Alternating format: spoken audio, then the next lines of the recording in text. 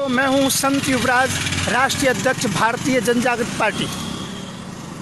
सबसे बड़ा विवाद ये चल रहा है, मेरी ऑडियो चल रही है जो करोड़ों लोगों के बीच में जा चुकी है कि 80 करोड़ रुपए आखिरकार देने के लिए टीका साहब के पास कौन गया। तो मैं इस बात का साक्षी हूँ। मैं गया था वहाँ पर 80 करोड़ रुपए की बात पेशकश लेकर के।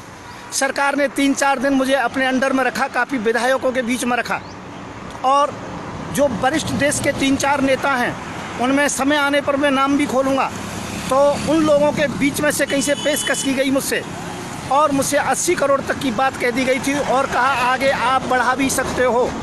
मैं टीका साहब के साथ मैं उस दिन मिला जिस दिन जो कि शंकराचार्यों का स्वागत हुआ था। वो प्रेस कॉन्फ्रेंस से बाहर निकले, मैंने कहा 1 सेकंड का समय चाहिए, और मैंने उत्तर प्रदेश के किसान यूनियन के अध्यक्ष के द्वारा समय लिया, उनके पास भी बैठा। मैंने उनको ये नहीं बताया क्यों आया हूँ, इतना बताया था सरकारी काम से आया हूँ। और मैंने जिस समय वहाँ पर बातचीत की तो मैंने कहा 80 करोड़ तक भी मैं देने को तैयार हूँ, अर्थात सरकार की तरफ से मध्यस्थता कर रहा हूँ मैं, और कैसे भी ये उत्पात नहीं होना चाहिए, देश के अंतर्गत में अफरा तफरी नहीं मचनी चाहिए।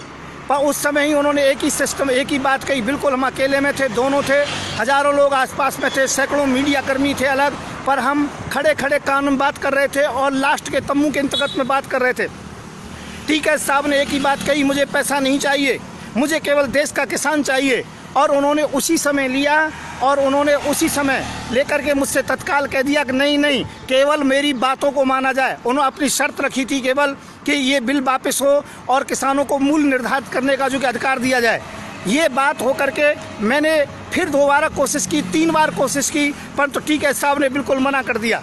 मैं टीका साहब को उसी दिन से नतमस्तक करता हूं और मैं कहता हूं दावे के साथ में, यदि कोई सच्चा किसान है तो राकेश टीका हैं। मैं संत युवराज इस बात से मुकरूंगा नहीं। यदि आवश्यकता पड़ेगी तो आगे मैं कोर्ट के अंतर्गत में सुप्रीम कोर्ट के नाम भी खोलने को तैयार हूं, परंतु ध्यान रखें राकेश टीका नहीं खरीदे गए। मैं 80 करोड़ रुपए में सरकार की तरफ से उन्हें खरीदने के लिए गया था।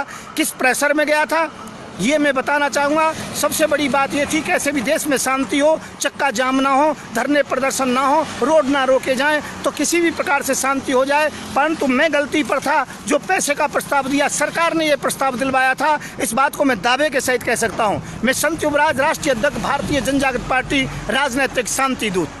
जय श्री राधे, जय श्री कृष्ण, जय जवान, जय किसान।